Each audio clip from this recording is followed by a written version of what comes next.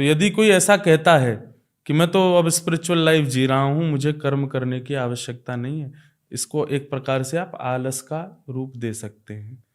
हाँ, ऐसा जरूर होता है कि जब आप भक्ति मार्ग में आ जाते हैं तो आपके प्रारब्ध धीरे धीरे समाप्त होने लग जाते हैं, और वो धीरे धीरे समाप्त होते हैं तो आपके लिए कर्म बचता ही नहीं है, अपने आप ही कर्म समाधिस्थ होते चले जाते हैं, अपने आप ही वो सॉल्व होते चले जाएंगे।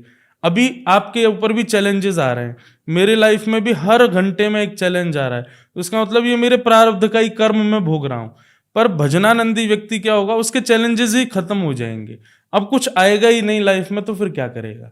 पर जिन लोगों की लाइफ में चैलेंजेस आ रहे हैं लेकिन वो फिर भी हाथ पे हाथ धर के बैठे, नहीं मुझे तो करना नहीं, मैं तो भजनानंदी हूं, ये गलत है।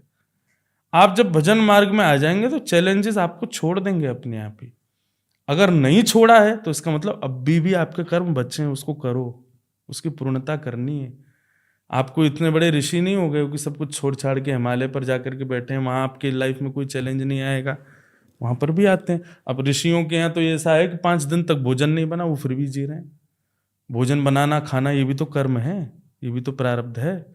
जो लोग ऐसा कहते हैं कि नहीं मैं तो स्पिरिचुअल लाइफ में हूँ, मुझे खाने की आवश्यकता, कर दो उसका भोजन बंद, चाय बंद कर दो, दूध बंद कर दो, बोले रहो अब ऐसे ही, तुमको कर्म की आवश्यकता नहीं है। भोजन भी तो कर्म द्योतक होता है, दाने दाने पर लिखा खाने वाले का नाम, कब कहाँ कैसे किसको क्या खाना है ये भी पूर्व निश्चित है, इसका मतलब वो भी प्रारब्ध से मिल रहा है।